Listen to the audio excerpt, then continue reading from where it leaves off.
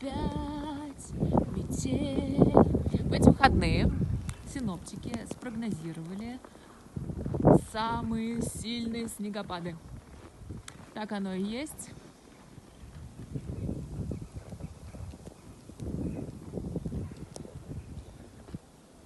Снежок хрустит под ногами, но есть, кстати, отличные новости. Скоро будет потепление, уже на следующей неделе. Так что надо потерпеть.